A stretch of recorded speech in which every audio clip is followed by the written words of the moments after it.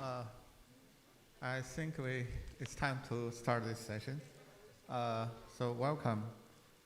I know this is the last session this day.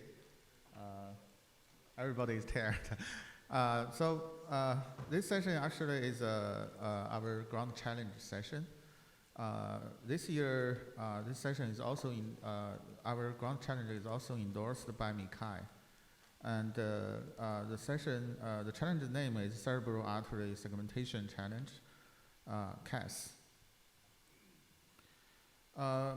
So as we all know, the stroke is a very severe disease, and cerebral vascular diseases are the major cause of stroke.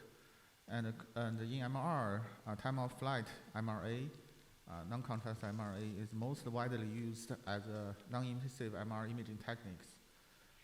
So that's why we we initiated this session, initiated this challenge. So we provide an open access, large-scale TOF MRA data with fully labeled cerebral arteries. So the data set contains 150 cases, and 100 cases will send to the participant for training, and 50 cases were used for test. And our data set actually is from different MR scanners of 5 institutions using clinical routine TOF sequence. The anomalination is done to segment all the visible cerebral blood arteries. The review process, there are 2 review processes. One is the primary review. There are 12 reviewers to primarily review the data, and then one experienced review do the peer review.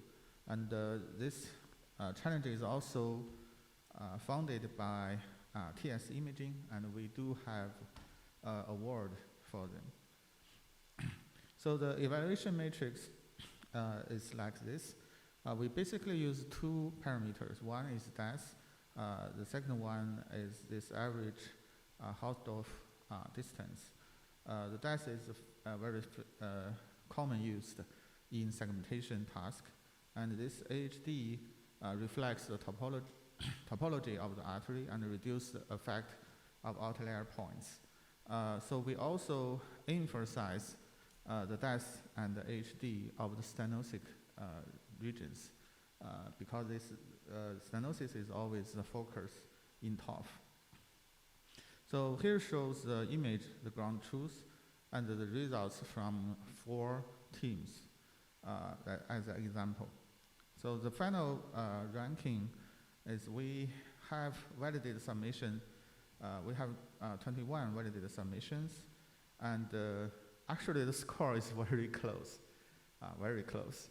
But today we will have 4 teams to present. Here are the list, and each team have 8 minutes for presentation and 2 minutes for Q&A. And then we will have a sponsor talk for 10 minutes. So let's invite the first team.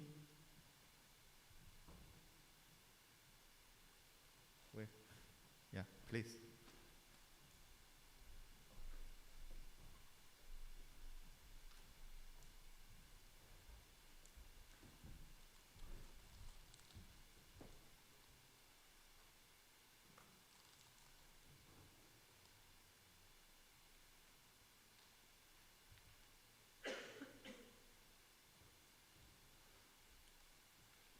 Okay, it's a great honor to be here. Let me introduce our method. We use the swing UNet to do the cerebral artery segmentation task. And our team, we have 8 members from Philips and West China Hospital. It took us about 3 months to develop the final submission model. About our method, the first step was data process. We have 3 steps for data process, and we didn't do any respacing and scale stripping to the original MR scans.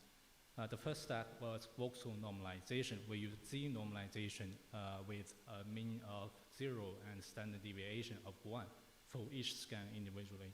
And the second step was patch sampling. We use small patches because the entire MR scan we are not able to carry it on our GPU device. And our patch size was about 96 and 224 and 224 for each side length. And the patch sampling method was from the paper NiftyNet. And here, it was a paper from 2018, the year.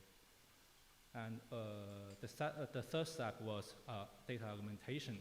We used random affine and random flipping for spatial augmentation, and we used random gamma, random bass, and random blurring for the intensity segmentation. About the model architectures, we have three choices. The first one was VIT, the vision transformer. We know that the GPT is more popular for these days, but GPT, they are also the same as VIT. The transformer blocks, the size of transformer blocks are all the same in VIT. And the second choice was CNN, convolutional neural networks. The convolutional neural networks dominated many challenges until the last year. We can see that the MICCAI challenges, the winners are all UNet or faster RCN for last year. And this year we can see more transformer winners. And the CNN is more fast and stable, and we could use small data set to train CNN.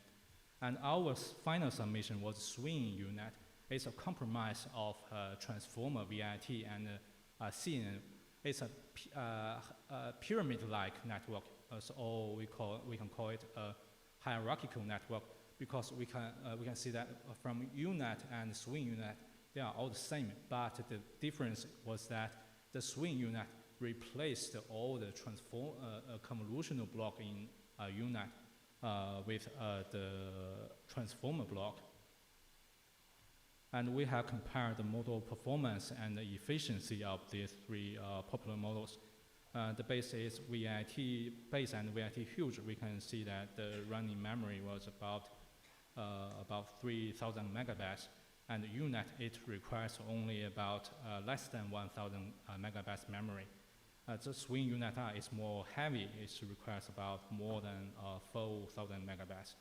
And the G-flops, we know that G-flops, if the G-flops was larger, it's not good for the mobile devices, such as a mobile ultrasound device. The UNet, it requires about 2.5 G-flops. And the swing UNet requires about more than 91 G-flops. It's too heavy for the mobile device. If we run the model on a data center, it's okay. So finally, we choose to compare the UNet and swing UNet, because VIT, we know that this network could only be trained for large-scale data set. And our hyperparameters, we train in 2 stages. The first stage, we use a more large initial learning rate, about 0.001, and finally decay to 0. The main difference between the 2 stages was the loss. At the first stage, we use online hard example mining loss combined with cross-entropy. At the second stage, we just use standard dice and cross-entropy loss. By the way, the optimizer we used was LMW because it can converge rapidly to the optimal point. So let's talk about why we use an online hard example mining loss at the first stage. From the annotations, we can find that the vessel or the artery area only make up about less than 1% of the whole brain volume. So consider there is a moment that the true negatives, the brain area exclude the artery area. It's well trained. The true negatives take about 0.9 volume of the whole cerebral image, and the foreground only get about less than 1%. but the predicted score of foreground is only about 0.5. The background score is about 0.9, larger than 0.9. So to the final loss, the background will contribute over 0.1 to the final loss, and the foreground is about 0.002 to the final loss. So if we use the standard cross-entropy loss, the model will focus more on the background, not the foreground. So we just remove the easy example, the true negatives that with a predicted score larger than 0.9 in our first stage. And from the validation results, we can find we use a standard UNet version 2 with no modifications. And our swing UNet R, we use the online hard example mining loss. We can find that in blind outline plot, our mean difference swing UNet is a little bit smaller than the UNet. And the positive standard deviation is also lower than the UNet. And from the DICE recall sensitivity and precision PPV scores, we can find the UNet performed better than our swing UNet. And from the Hausdorff distance, we can find that our swing UNet performed better than UNet. So we can say that the transformer-based our hierarchical swing UNet network could be easily trained with this only 100 cases task, and the performance could be as good as the conventional CNN network. But VIT is so expensive for us, but the swing UNet is affordable for our small team with some cheap graphics devices. And we can see from many research that the fundamental models using swing UNet major for the GPT but they could do multi-modal and multi-label and multi-header tasks with one model. That's the significant advantage of the transformer network.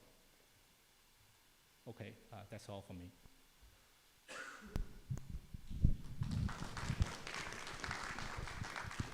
Okay, it's open for discussion. Any questions from the audience?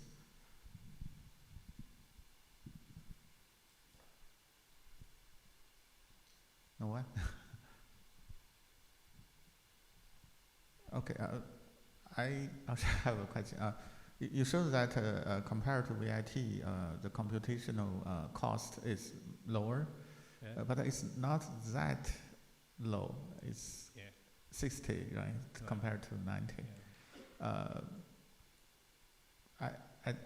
I don't think, I mean, also the parameters is not, it's not like 10 times or more. Yes, the transformer network is more larger or heavy than the CNN, but we think that for mobile devices, CNN is better, and for data center, the transformer is better. And for the large-scale data set, we can find in many language tasks or vision tasks that they have a billion of training data to train. At that case, the transformer will have a better performance than the CNN network. Okay. So any questions? Other questions? Please go to the microphone.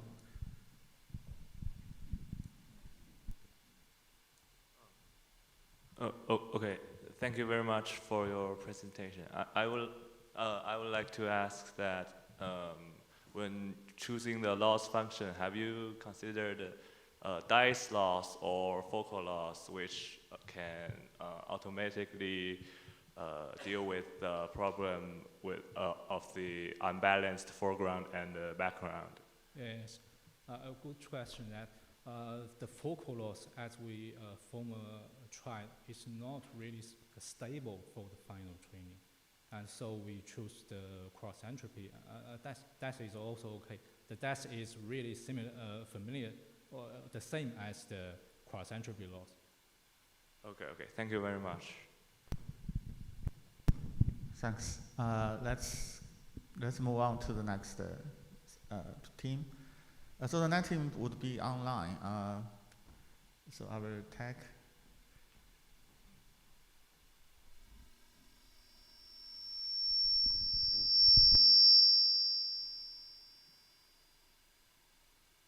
Would just like to confirm if I'm audible. Okay, please start. Okay, so good day, ladies and gentlemen. Today, I'm excited to share our latest research focusing on the automated segmentation of cerebral arteries from magnetic resonance angiography using deep convolutional neural networks. So to begin, let's establish the significance of our research. We all understand the crucial role that cerebral arteries play in diagnosing neurological and vascular disorders. These arteries supply oxygen-rich blood to the brain, making their assessment vital. However, cerebral arteries can face various health challenges such as aneurysms and vascular malformations leading to neurological conditions and brain disorders. So traditionally, the manual delineation of cerebral arteries from medical images such as MRA has been the standard approach. However, the process is not only labor intensive, but also time consuming, often involving extensive human effort. So this is where our research comes into play. We are proposing an automated approach to the segmentation of these arteries. In other words, we are using advanced technology, specifically deep learning, to automatically identify and outline these arteries in medical images. Automating this process has the potential to revolutionize the way we diagnose and monitor cerebral artery-related conditions. The advantages are multifaceted, but one key benefit is the ability to generate clinical measurements like the CA ejection fraction, which can provide vital information about a patient's vascular health. So yeah, let's dive deeper into our methodology. Our approach is based on a neural network architecture known as NNUNet. This architecture is an extension of the well-known UNet architecture and incorporates various data augmentation techniques such as image rotation and translation. Our method leverages the power of deep learning to learn and understand the intricate features of cerebral arteries from medical images. This is achieved by training our neural network on a dataset comprising 100 MRI scans, each with ground truth annotations. These scans are volumetric, meaning they are three-dimensional representation of the brain's vascular system. So, right. So, to do the training, we've taken a multi-pronged approach to our training. To elaborate a bit on this, so basically what we have decided to do is we have trained our neural network in 4 different configurations. So the first one being the 3D full resolution, the second one being the 3D low resolution, the third one being the 3D full cascade resolution, and the fourth one being 2D resolution. Now, so we trained 4 different NNUNet models on the provided data set, and finally, so after we get the output from each of these neural networks, what we did was we did the appropriate pre-processing for each of these neural networks. So it was we did the appropriate post-processing for each of these 4 neural networks. So the post-processing for a network was specific to that particular network only. And once after we had the output of all these 4 neural networks, we did an ensemble of the outputs to report the final output. Right. So this is what we've been doing, just a sample view on the segmentations. And these are the results that we have approached. So transitioning to our results, we conducted rigorous evaluations on the dedicated test set. This set of scans was separated from the training data, allowing us to assess how well our algorithm generalizes to new unseen data.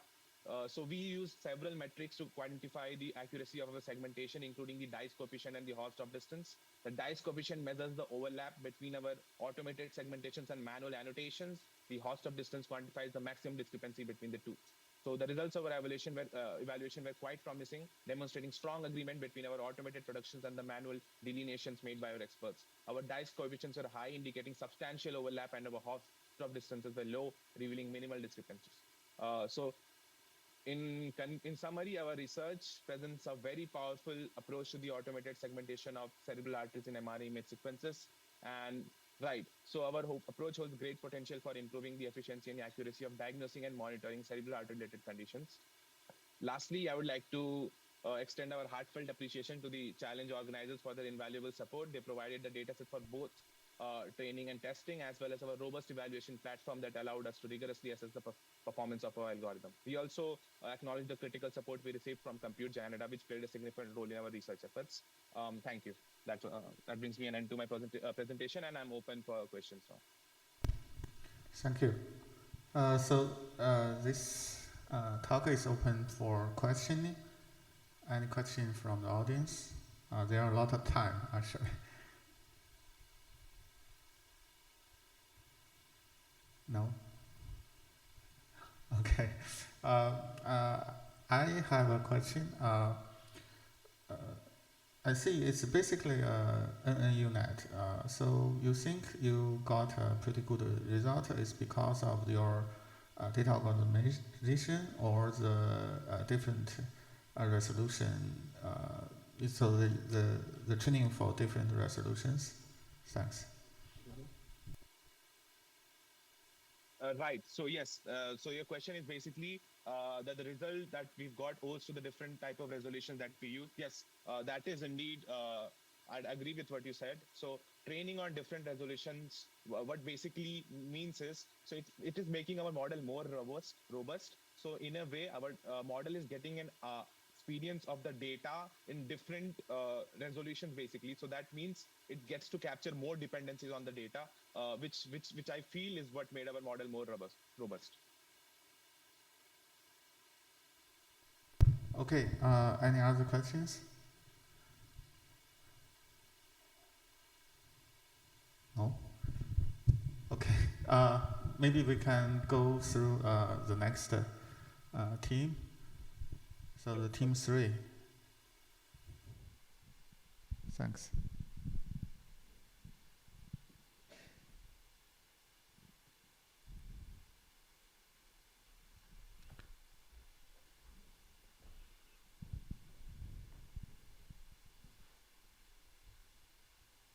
Okay, thanks.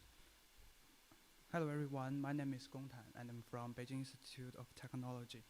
I'm really honored to be here on behalf of our team to present our work on cerebral artery segmentation challenge here. In addition of myself, there are other 2 members namely Xin Jiezhen from Beihang University and Cheng Yuqi from Beijing Normal University. Next, I'm going to introduce our work. The framework being displayed is the method we used for this segmentation challenge. We utilized an ensemble framework which incorporates the segmentation results from 3 different models, namely 3D cascade NNUnet, 3D NNUnet, and 2D Bayesian UNet. The 3 segmentation results were combined based on majority voting principle to obtain the final output. In terms of model selection, we used the 2 configures in the NNUnet, namely 3D full resolution NNUnet and 3D cascade NNUnet. The NNUnet is a self-adaptive architecture which generates its hyperparameters based on the dataset characteristics, and the 3D cascade NNUnet in particular combines the segmentation result, the coarse and the fine segmentation results through its cascading structure. By integrating the 3D NNUnet and the 3D cascade NNUnet, we were able to fuse features from different scales. As for the third model, we used a 2D Bayesian UNet. The 2D Bayesian UNet follows a standard 5-layer architecture. We used a Monte Carlo dropout in each layer of the UNet as a Bayesian approximation. The dropout layers remained active during the testing phase, and 10 rounds of predictions were generated. The average of the 10 predictions were calculated as the final output. Here's the training details of our proposed method. Among the publicly available training set, 80 subjects were used for training, and the remaining 20 subjects were used as an internal testing set. As for NNUNet, a standard setting was used for training. Since the pre-processing code was integrated in the framework, we directly used the raw and unprocessed data as the input of NNUNet. As for 2D Bayesian UNet, the pre-processing and the setting were as follows, including recite, min-max normalization, data augmentation. An add-on optimizer was used with an initial learning rate of 0.001. The model was trained for 500 epochs with the learning rate halved every 50 epochs. As was mentioned before, the dropout layers were kept active during the testing phase. The results were presented in the tables. In the upper table, the performance of different models on the internal testing set, which consists of 20 subjects. And the lower table presented the performance on final testing set, which consists of 50 subjects. What's worth noting is that the ensemble framework we proposed outperformed the other three single model and achieved the highest test similarity coefficient and the final score. Here in the figures presented the segmentation results of 3 slices of our segmented results. The green area represented the region that was erroneously segmented. Our ensemble framework have effectively mitigated some of the erroneous segmentation that was pointed by the yellow arrow. Thus provide a prediction with higher confidence level. A 3D visualization of the segmentation sample was presented in the figure. It is evident that the 2D Bayesian unit, due to its lack of interlayer information, tends to provide a more fragmented prediction. However, the 2D Bayesian unit gives achieved the highest overall average Hausdorff distance, thus improved the ensemble model performance. There are several challenges we encountered during the training procedure. The first one is that small object segmentation, which has been a long-standing challenge for deep learning. And the second challenge is that the varying size and the resolutions between subjects further added to the difficulty to the network training. Our present method also have some limitations. The first one is that the ensemble framework requires training multiple network, which comes with the drawback of higher training cost and a larger parameter count. The second limitation is that we only use the convolutional neural network, whether transformer-based network could lead to an improvement in the artery segmentation was not investigated. Finally, I would like to express my appreciation for our team members for their contributions. And I would also like to extend my sincere thanks to our 2 mentors for their invaluable guidance and assistance. Thanks. This concludes my presentation. Thank you. So this talk is open for discussion. Any questions? Yeah. Thanks for the presentation. I have 2 questions. The first one is, why did you choose the 2D Bayesian network? And the second one is, how long did the training take? That's all. Okay. Thanks for your question. The first question, we choose the 2D Bayesian unit. The 2D Bayesian unit is among the models we trained, the 2D Bayesian unit achieved the 3rd performance among models. Besides the 2D models, it focused more on the information within a single slice. Different from the 3D models, they focus on the overall 3D volume. And we want to extract some information from a single layer. That's why we choose a 2D model. And for the second question, the training time. The training time I didn't recognize remember the training time. However, it's normally take half a day, such like 6 hours. Thanks. Okay. Yeah, thanks for the presentation. May I ask, there is also a 2D option in UNet. So is your 2D Bayesian network performs better than the standard 2D UNet? Yes, thanks for your question. Yes, there's a 2D model in the UNet. We did train the 2D UNet for this task. And the 2D UNet in our experiment, it didn't perform very well. It's comparable to a normal 2D unit. And in our 2D Bayesian unit, it's outperformed the two models. So we use the 2D Bayesian models in this ensemble framework. Thanks. Okay, thanks. Is there any way to like using like 3D Bayesian network, like to extend it to 3D? Yes, it's a good question. We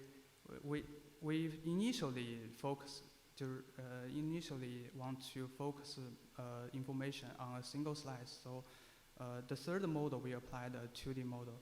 Whether use 3D unit is helpful for the segmentation, and we didn't do the experiment, and that's a good question. We can further do some experiment on this question. Thanks. Thank you. May I ask a question? Actually, you use an ensembled model at last. Probably I missed your presentation. How you assemble the N-unit and the 2D Bayesian unit? Thanks. Okay, thanks for your question. The three segmented results were combined based on a majority voting principle. And the segmentation result with more than two models regarded the region as the target would be output as the real segmentation. Voting, right? Yes, okay. Voting. Thank you. Okay. So the time is up. Let's move to the next team. The next team should be also online. Please.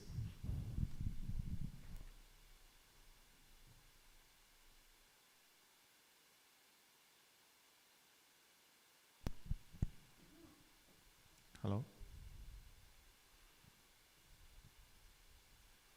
Hello?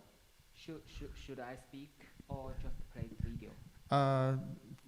Please present right now. Yeah. Okay. You can start. Thanks. Okay. Hello, everyone. I'm Zheng Liangwu from Beijing Institute of Technology. It's my honor to participate in the CAS 2023 challenge, and it's my honor to now present our pipeline.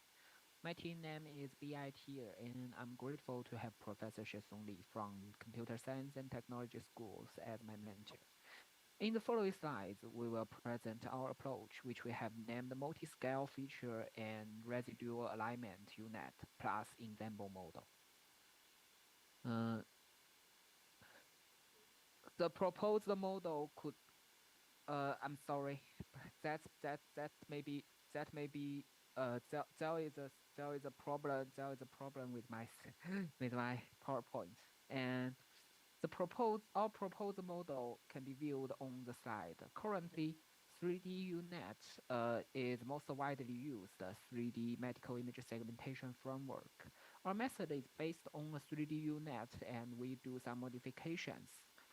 For example, a major limitation of the classical structure is that it can only capture vascular features of single-side receptive field and cannot distinguish complex structure information of large, medium, and small vessels, which are unfortunately very common in the cerebral arteries. To tackle this problem, we propose MFRNet's novelly designed a multi-scale feature representation model to make up for the defect of single-scale features. We also introduce residual extraction paths in skip connection to reduce the encoder and decoder semantic gap. For the 3D cerebral segmentation tasks, the interested vessels are usually irregular and vary greatly among individuals. So a robust network is needed to analyze vessels of different scales, which will make the great contributions to the model. The simplest way to enhance the performance with multi-resolution analysis capability is to insert triple 3 and 777 convolution operators in parallel to the original convolution operators. As we can see, the second the third row is the original path, which consists only two triple three convolutional operators and have a receptive field of 4. In actual operation, we factorize the greater field and higher memory requirements of other triple seven convolutional layers to multiple triple three convolutional layers. Um, use the sequences to make the computation more efficient. 2 and 3 triple three convolutional block sequences are equivalent to a single triple five and triple seven convolutional layer respectively. The modification greatly reduces memory requirements. The convolutional layer of 4 receptive fields are used simultaneously to extract 3D spatial features of blood vessels from different scales. And triple one convolution is used to reduce the dimension to quarter of the original feature channels, which is consistent with the standardized UNet output. So the output can be merged at the original settings. For the next another contribution of our work is the REP module. In the original UNet, the most important part is the introduction of a skip connection before the pooling layers of the encoder and after the decoder and after the deconvolutional layer of the decoder, so that the feature informations that may be lost in the pooling operation can be transferred and preserved from the encoder to the decoder. But the possible problem of such connection is that there are alignments between the shallow features of the encoder, as we can see from the original architecture, that shallow features are directly passed to the final outputs, and which may cause some alignments and hurt the performance of the model. Therefore, we alleviated the differences between the features by introducing a set of convolutional layers in transfer process of skip connections before transferring shallow features.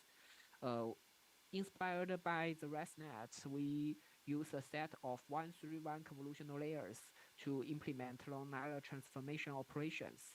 2 triple one convolution layers respectively complete the dimension reduction and increase and increasing. The structure we use also adopted an attention gates to further manipulate the features. The attention gates can highlight the salient features through skip connection. Attention gates filter the neuron activation between forward pass and backward pass. In the process of backward pass, the gradient from background areas will be downweighted as they are not salient, which makes the shallow model parameters can be updated mainly based on the vascular spatial regions. We also conduct an example of our model. Besides our MFR UNet model, we also trained the basic NN UNet results, and we average in the logics from the different models between feeding them into the classifier and generate the final segmentation results. The results from the exampled models show higher score compared to the single model. It's also worth mentioning that no post-processing like connected component analysis is conducted, as we found none of these tried settings and methods show better results than the row segmentations, which is in consistency with our prior experiments and on other details. That's the end of my presentation. Thanks. I'm Zheng Liang Wu from Beijing Institute of Technology. Thank you. Any questions from the audience? Yeah, thanks.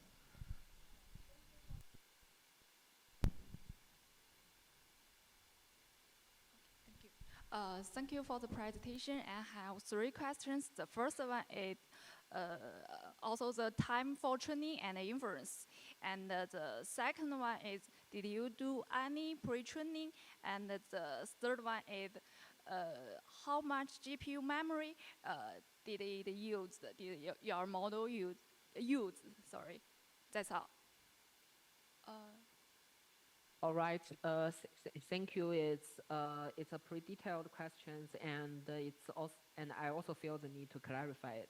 The time for training, we actually trained 1,000 apples, much larger than some of the previous teams, to get our final model. So the training time will cost two and a half a day, I think, in our with our computational resources, and the inference is have no differences than the traditional than the basic UNet, and I think it's negligible compared with the training cost. Also, as for the pre-training and the and we do not conduct pre-training, and because we do not. We are not sure whether the competition allowed it, and we also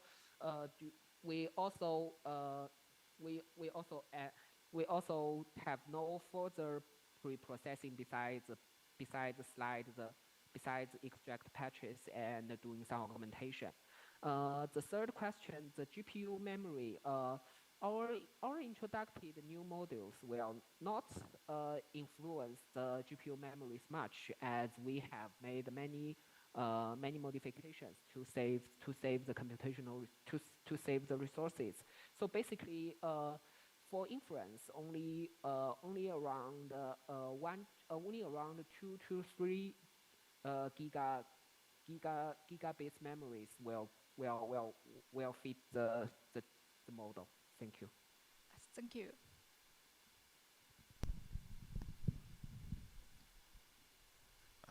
Any other questions? Okay, let's move to the next, our last talk. Yeah, presented by Chengcheng Zhu from University of Washington.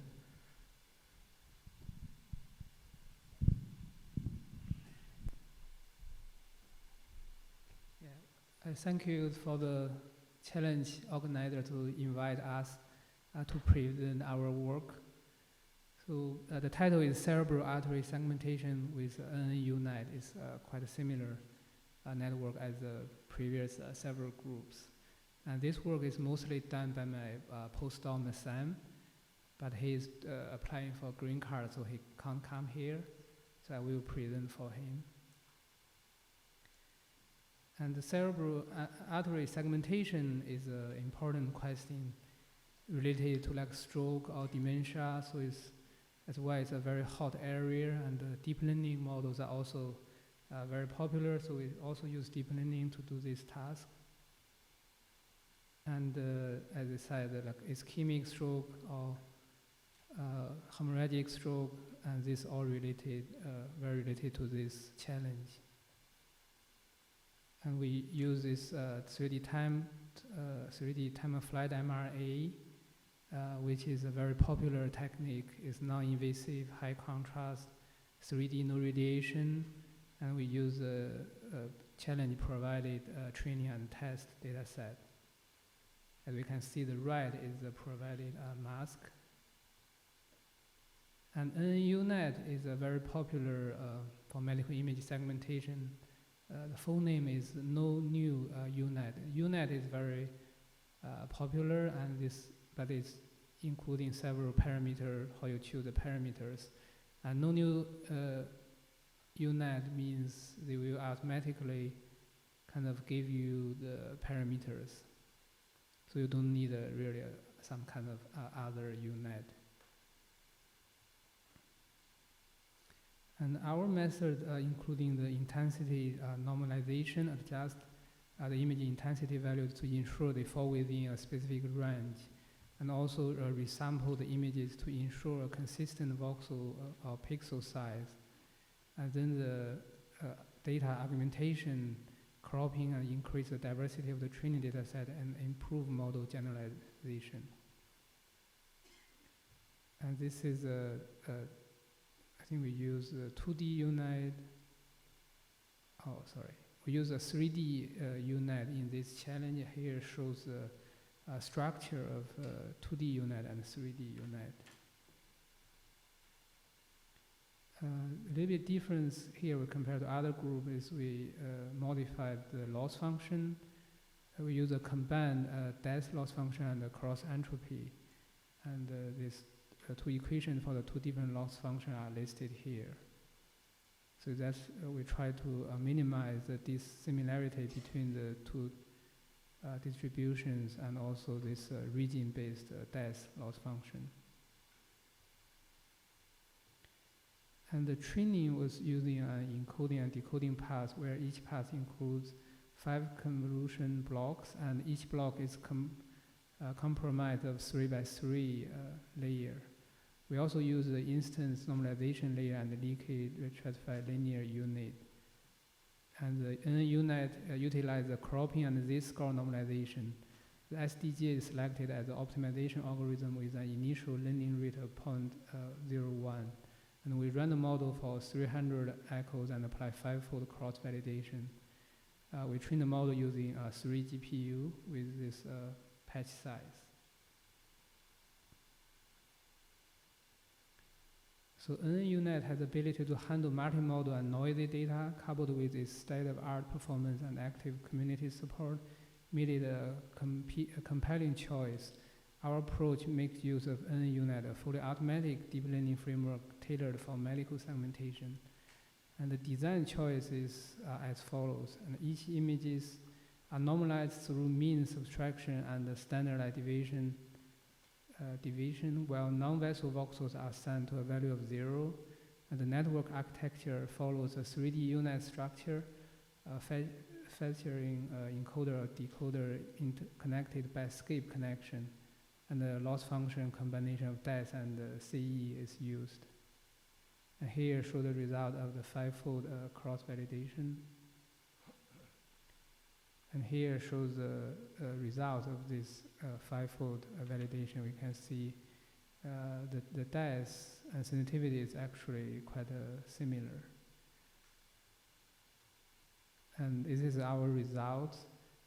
We are the 9th rank, but we can see actually the score in the maybe top 15 or something is very close. I think people all use very similar method here. Here shows an example. On the left is a mask, and on the right is our model segmentation is agreed quite well here. Here is a video, I think. Here, this shows the original image.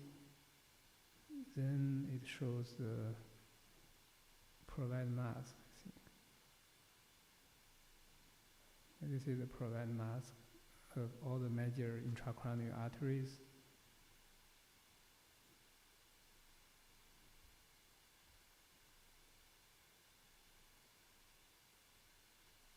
And then this is our predicted mask. It's quite similar to the true mask.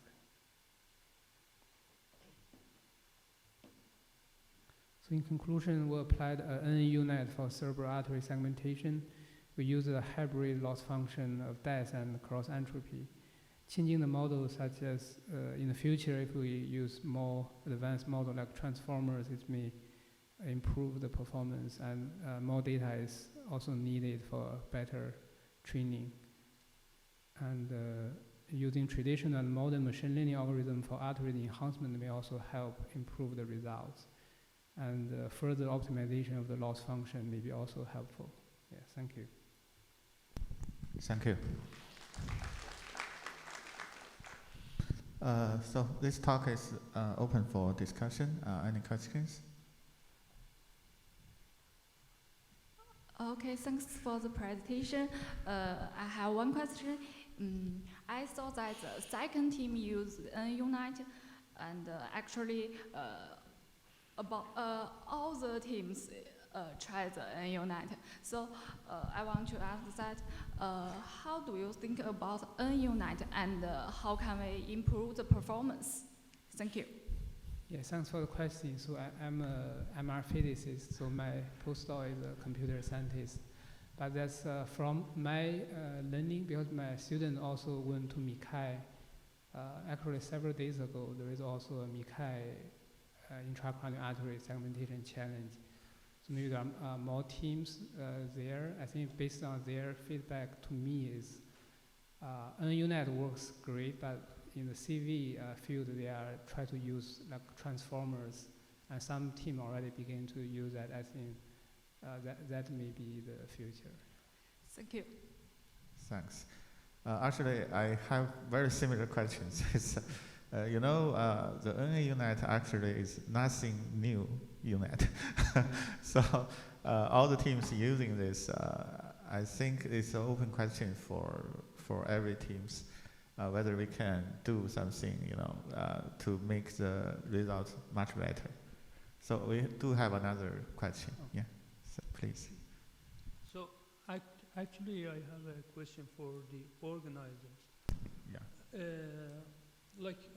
You saw that all teams, especially the top teams, have very similar performance. Yeah. And so, I mean, how you encourage to, like, you know, the teams to come up with more, you know, creative methods? Do you have any, I mean, like for the future, let's say, events? That's one question. The other question is that for distal arteries in the intracranial, so your manual labeling is not going to be perfect, right?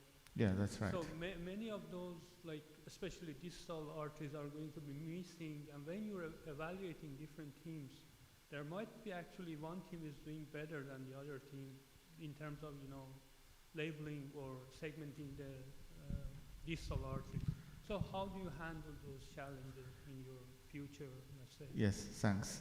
So thank you. That's all very important questions. So for the first question, I think the key actually is to trying to attract more CV people into this area, not just for our, you know, MR physics or in our field in radiology. We need to involve more people in. Unfortunately, it seems for these years, the submitted teams is always around 10, 20. It's not that much compared to other MICCAI teams. I think we probably could prepare something more attractive to them. That's my answer to the first question. And the second question is, yes, you are very correct, and several groups have shown that you know, the manual segmentation seems missing some very small vessels, and also there are some noise in the segmentation part. I think the key is in the future, probably we could run something for ourselves and allow the reviewer to alter it. That could be much better. But one thing I want to note is that in this area, the manual segmentation is always the ground truth, although it's not perfect. So for clinical radiology, especially for diagnosis, that could be human always be the ground truth. So I think we could improve the process to trying to reduce this kind of noise. Thank you. So if there is no question, this is the close of today's session. I think this is the last session. We should all go to Hideki. Please. Yeah, we should go to the event. Oh, sorry. There is one more. Sorry, my fault. We do have a sponsor. We do have a sponsor talk. Let's invite Rudy from TS Imaging.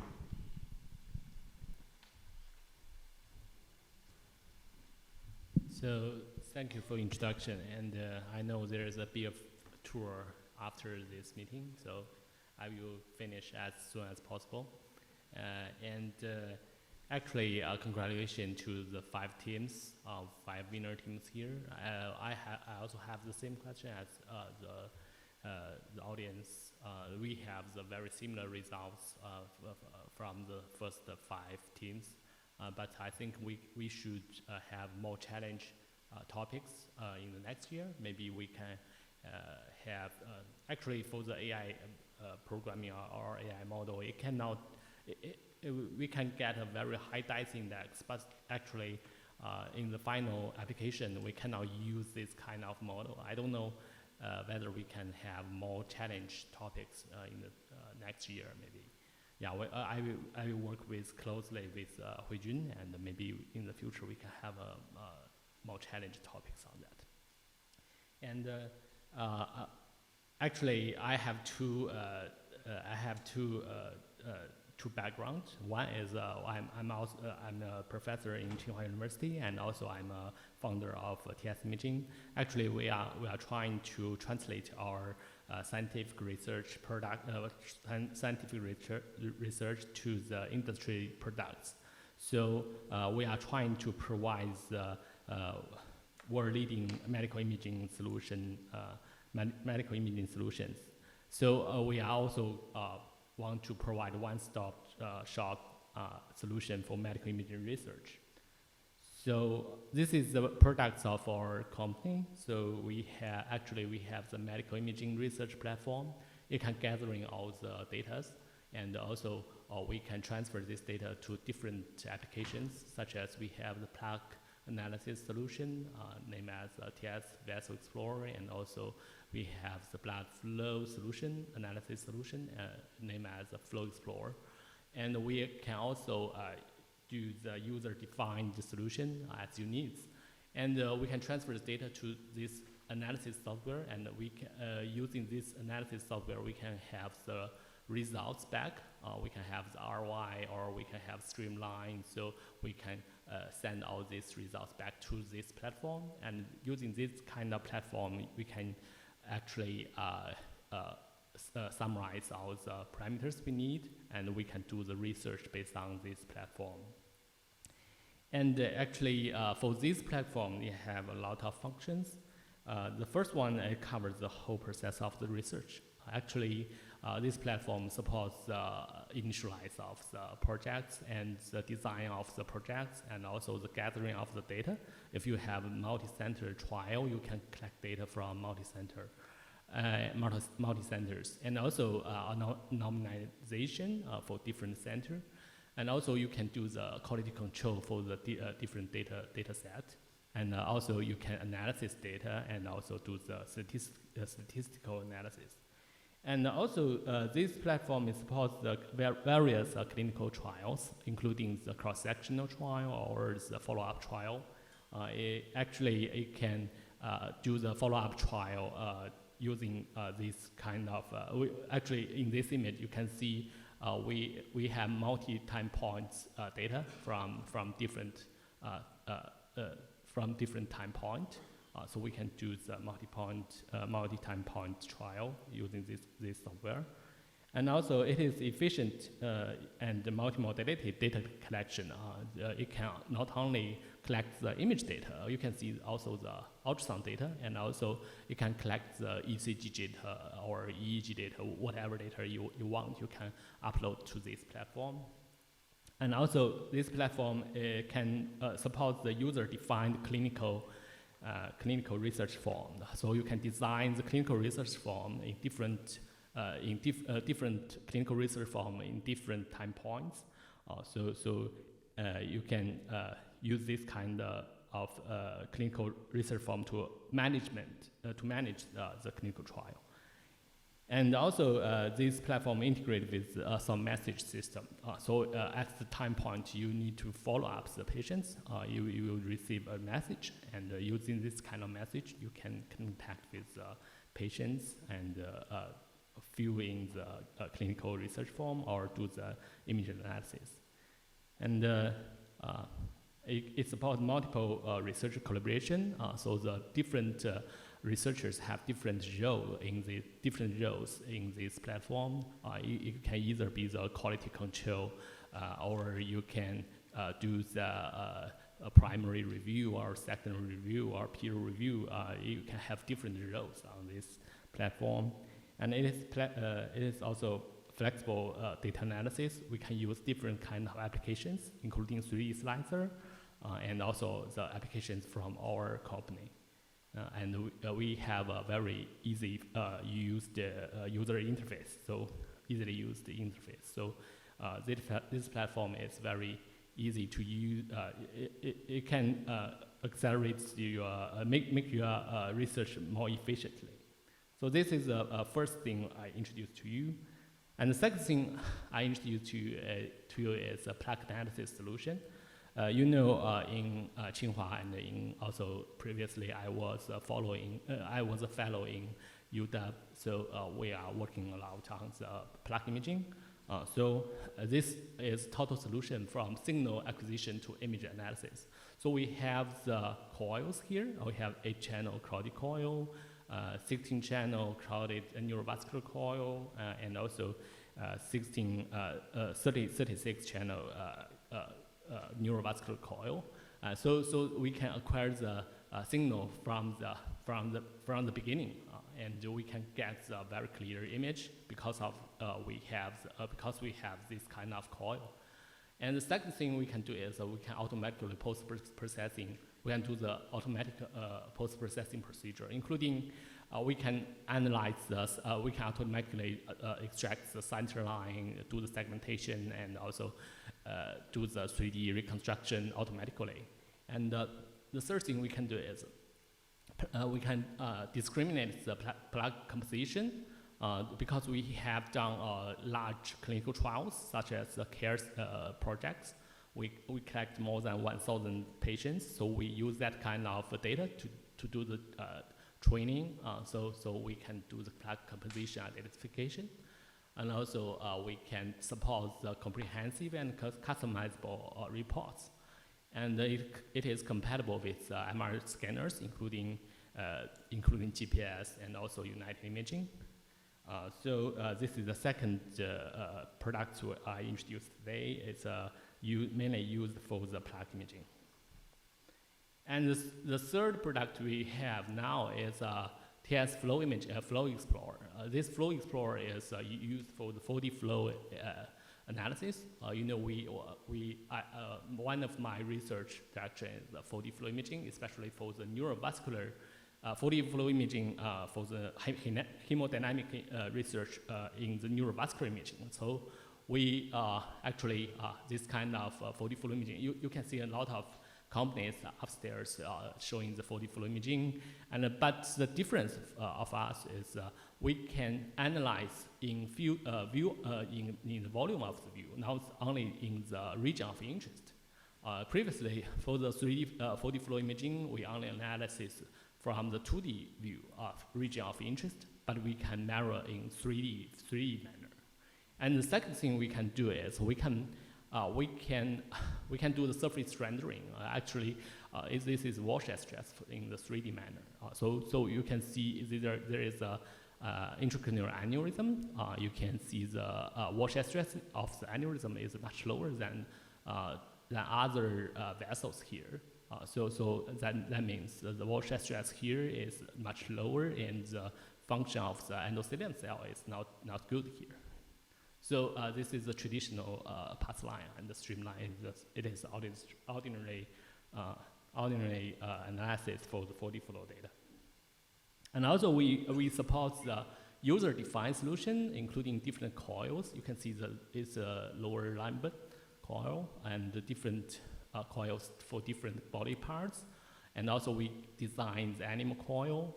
And also we provide different sequences, including perfusion neuroimaging and quantitative myocardial imaging. And also we design post-processing software according to your research purpose. And actually we support several research, including the first one is CARE2 projects in China.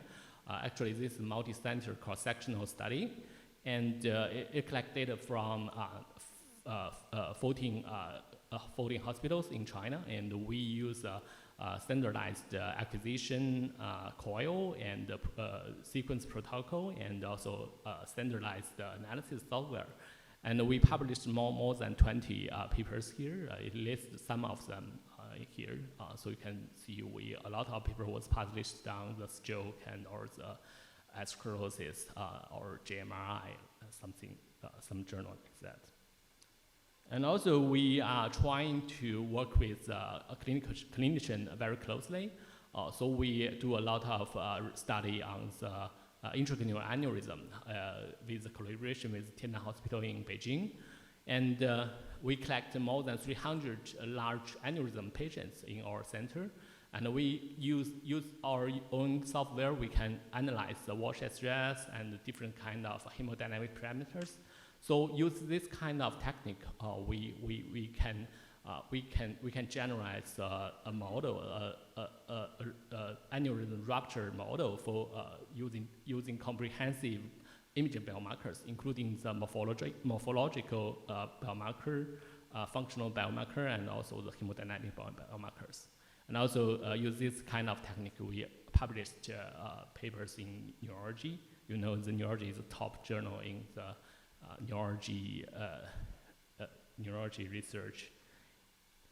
And that's all. We can go to the beer factory. Yeah, actually, if you have any question, we have booths upstairs. So you can also find me. I have sorry, the slide's not here. I have the website of our company and the email of me, so you can just send me an email. Okay, thank you. Thanks. Yeah. So this is finally final of this session. Sorry for previous